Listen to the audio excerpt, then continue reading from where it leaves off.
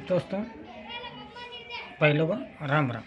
आज मैं बात कर रहा हूँ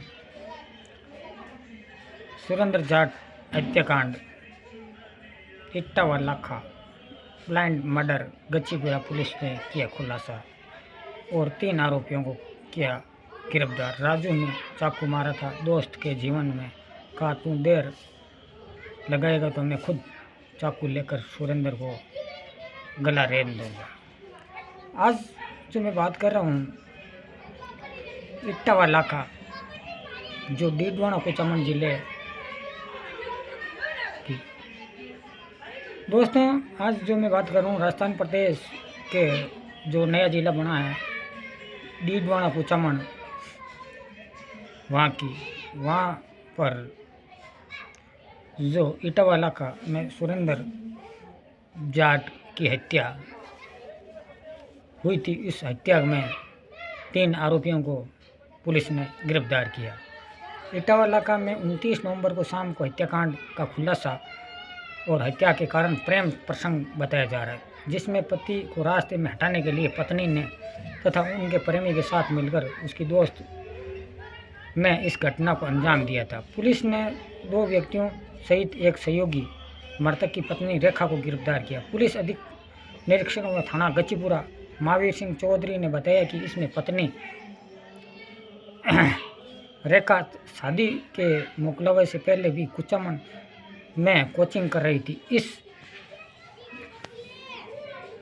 इस दौरान गुड्डवार निवासी राजू राम तथा रेखा का प्रेम प्रसंग हो गया था। मुकलवा के बाद दोनों पति सुरेंद्र और सुरेश जाट को मारने का प्लान बनाया हुआ था। राजू ने शेषमा बास के 5 निवासी अपने दोस्त जीवनराम पुत्र बेगाराम को शामिल किया और हत्या की। इसमें समझाइए कैसे शातिरीना अंदाज अपनाया गया था। इसको पहले तो सुरेंद्र जाट को मारकर आरोपियों ने शातिर घटना स्थल पर बाइक और उसकी नंबर प्लेटें बदल दी।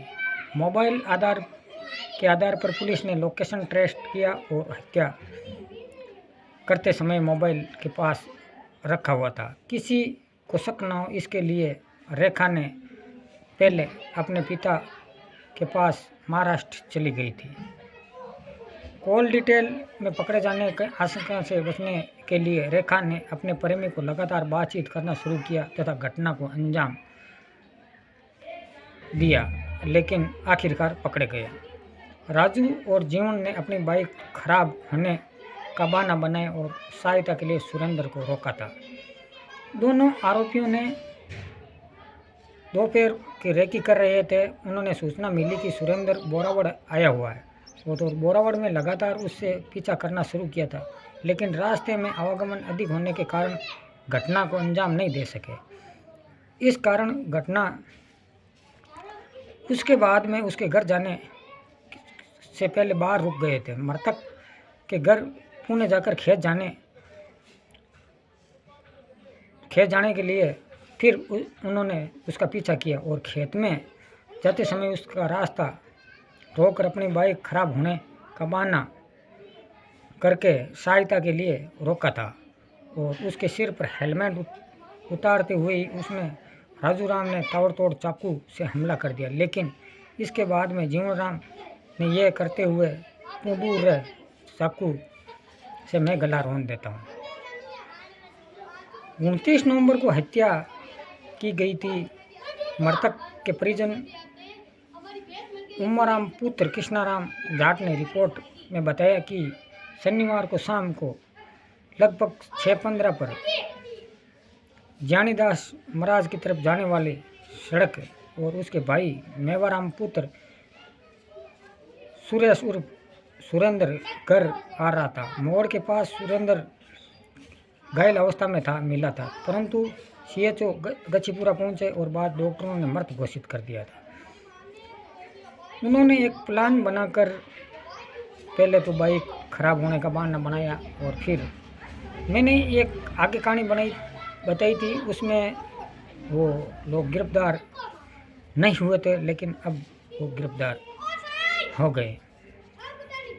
इसके बाद में इटवाला का इन मकाना ब्लाइंड मर्डर का खुलासा 5 दिनों तरदर खुली सनसनीखेज साजिश हुई। जिला डीडवाना कुचामन पुलिस की मेहनत और लगातार पीछा करने पर हत्या की गुत्थी सुलझा दी गई। रहस्यमय ब्लाइंड मर्डर के पीछे कुछ दिनों पहले पूरे क्षेत्र में चर्चा का विषय बना हुआ था। इस मामले में एक ऐसी प्रेम प्रसंग त्रासदी बदल चुका जिसमें सिर्फ एक युवक की जान ली, बल्कि समाज के भीतर चल रहे छिपे रिश्तों और लालच ईर्ष्या की घटनाओं का उजागर किया। हालांकि इसमें जो उसकी पत्नी थी उन्होंने महाराष्ट्र चली गई थी और ये घटना 29 नवंबर 2025 की सुबह का वक्त था। इटावाला का खेत के पास कुछ बच्चों ने युवक की शव पड़ा देखा और घबराए और बच्चों ने गांव में आकर खबर दी। कुछ देर बाद ही लोगों वहां पर इकट्ठा हुए और शव पूरी तरह से शतविषित था। उसके चेहरे पर घावों और शरीर पर संघर्षक और निशान थे। पहली नज़र में स्पष्ट हो रहा था कि मौत एक स्वाभाविक थी। पुलिस थाना गछीपुरा और अधिकारियों ने सूचना दी गई और कुछ ही मिनटों में पुलिस टीम पहुंची और घेराबंदी कर ली। इससे पहले ही शव को पहचान के रूप में सुरेंद्र तथा गांव के रहने वाला बताया जा रहा था। पहली ही खड़ी थी कि शव हालत में घटनास्थल पर जांच के दौरान पाया गया कि शरीर पर चोटों का निशान और पत्थरों और डंडों से वार किया के संकेत मिल रहे थे। खून का बहाव दिख नहीं रहा था और युवक की हत्या की जगह पर कुछ ऐसा फेंका गया था। उसके मोबाइल की लोकेशन रात को अन्य जगह पर रुकी हुई थी। घटना की गंभीरता को देखते हुए सीएचओ महेंद्र सिंह चौधरी के नेतृत्व में एक विशेष टीम गठित की गई थी। पुलिस आयुक्त आयुष तोमर सोई ने इस मामले की उच्च प्राथमिकता को लगातार अपडेट ली। शुरुआती पूछताछ में परिवार का दर्द और उलझे संकेत थे। जब सुरेंद्र के घर पहुंची तो पूरी तरह सदमे में थी। इसकी जानकारी मिलते ही सुरेंद्र देर रात से लापता था। परिवार का शक किसी पर नहीं था, लेकिन रिश्तों का तनाव बताया जाकर खासकर सुरेंद्र और उसकी पत्नी के बीच कुछ महीनों से अनबन थी। ये बातचीत एक मन और एक नया सवाल खड़ा कर रही थी। क्या सिर्फ साधारण दुश्मनी इसके पीछे गहरी कहानी है? मोबाइल डाटा और सीसीटीवी में पहला बड़ा सुराग मिला। पुलिस ने मोबाइल की अंतिम लोकेशन रिकॉर्ड निकाला तो सामान्य जगह में चौंकाने वाला था। सुरेंद्र की पत्नी कई महीनों से अन्य युवक से लगातार संपर्क में थी। इसके मोबाइल को रात को देर तक फ़ोन किए गए थे। सुरेंद्र जिस रास्ते पर लौट रहा था वहां पर एक युवक की लोकेशन भी मिली थी। इतना मिलते ही पुलिस ने दोनों से पूछताछ कर और बुलाया। पूछताछ में खुली साजिश और प्रेम संबंध की मौत की वजह बताई। कई घंटों की पूछताछ बाद आखिरकार सच सुरेंद्र की पत्नी ने स्वीकार कर लिया था और एक युवक ने प्रेम संबंध था। सुरेंद्र इस संबंध को लेकर अक्सर झगड़ा दोनों प्रेमियों को अक्सर छुप छुप कर मिलते थे। सुरेंद्र इस बात को जान चुका था, लेकिन दोनों को अलग होने की चेतावनी दे रहा था। धीरे धीरे पूछताछ में कहानी में खुले और उसकी पत्नी प्रेमी को सुरेंद्र को रास्ते हटाने की योजना बनाई थी। योजना सरल थी। सुरेंद्र रात को घर से बाहर बुलाया जाएगा, फिर रास्ते में हमला करके हत्या कर दी जाएगी। हत्या की रात को कदम कदम पर घटना। रात 11 बजे सुरेंद्र को एक बहाना करके घर से बाहर बुलाया गया। रास्ते में प्रेमी ने अचंक साथी मिलकर छुपे हुए बैठे थे। सुरेंद्र वहां पहुंचा था। हल्की बहस हुई। उसके बाद में तीनों मिलकर धक्का मुक्की और उसके पास पत्थरों से वार कर हत्या कर दी गई थी। हत्या के बाद शव को छोड़ दिया गया। लगे कि अज्ञात व्यक्ति ने हमला किया, लेकिन अपराधियों को भले योजना बना ले, लेकिन पर पुलिस जांच में धीरे धीरे धागा पकड़ लिया। गिरफ्तारियों के एक एक टूटते झूठ। जांच टीम ने पहले पत्नी और उसके प्रेमी को गिरफ्तार किया। उन दोनों की निशानदेही पर बाकी के 2 आरोपी पकड़ लिए गए थे।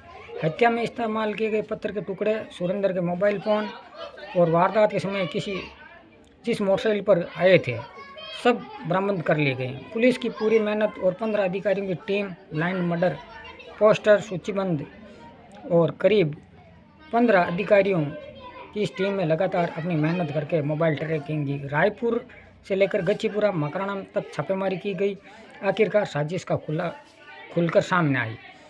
समाज में अनसुनी एक रिश्ते की अटूट भयावह परिणाम। घटना के बाद गांव में चर्चा का दौर शुरू हो गया और लोग हतप्रभ थे कि कोई पत्नी अपने पति की हत्या करवा सकती है।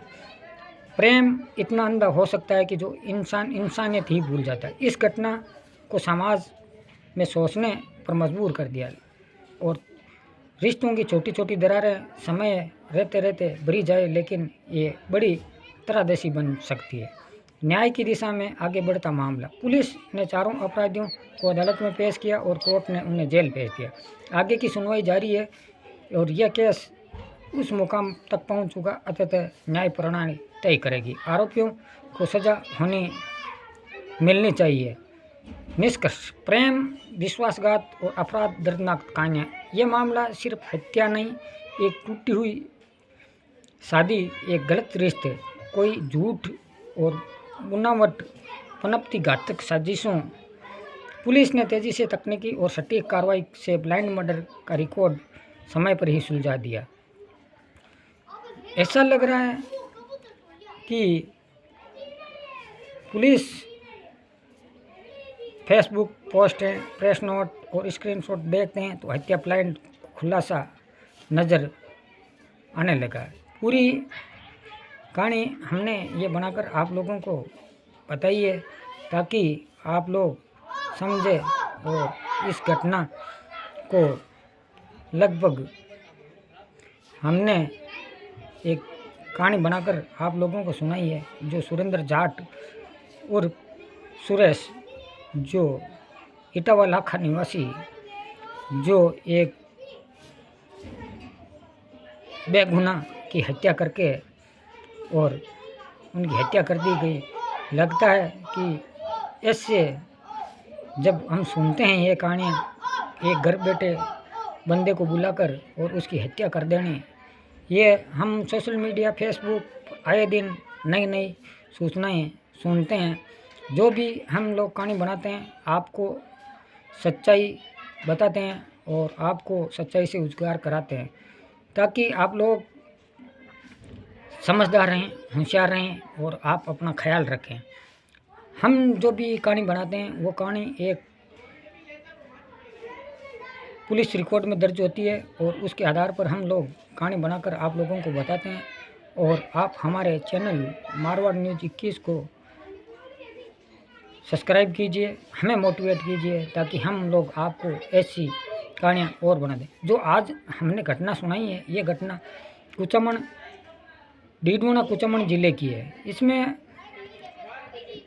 आखिरकार पुलिस ने 7/12/2025 को आखिरकार आरोपियों को पकड़कर और पुलिस ने उनको गिरफ्तार कर लिया और कोर्ट में हाजिर कर दिया। ये घटना 29 नवंबर की थी। इसका अगली कहानी हमने पहले मैं सुना चुका हूँ और जो उस टाइम कोई गिरफ्तारी हुई नहीं थी और जब गिरफ्तारी की अपडेट हमारे पास आई, हम लोगों ने ये आपको गच्चीपुरा पुलिस को मैं धन्यवाद देना चाहता हूँ कि आप ऐसे ही काम कर दे। राजस्थान पुलिस ने अपना काम टाइम पर कर दिया और आखिरकार 3 आरोपियों को गिरफ्तार कर इन्हें कोर्ट में पेश कर दिया। जो आरोपी थे राजूराम, जीवनराम और रेखा और उनकी पत्नी। और जो भी सुरेंद्र को न्याय मिलना चाहिए, वो एक बेकसूर था और बेकसूर को उनको घर से बुलाकर और उनकी हत्या कर दी गई। आप हमारे चैनल मारवाड़ न्यूज़ को 21 को, हमारा काम किसी भी व्यक्ति विशेष की भावनाओं को ठेस पहुंचाना, ना ही किसी समाज को। हमारा काम है एक सच्चाई बताना और सच्चाई के साथ हमने आज जो कहानी सुनाई है, इटावा लाखा हत्याकांड का खुलासा हो गया है और होने के बाद में हमने ये कहानी बनाकर आप लोगों को सुना दी है। जो 29 सितंबर की घटना थी और आज हमने पूरी कहानी सुना दी है। जो आरोपी थे, आरोपी को भी गिरफ्तार करके उन लोगों को पुलिस ने जेल भेज दिया है।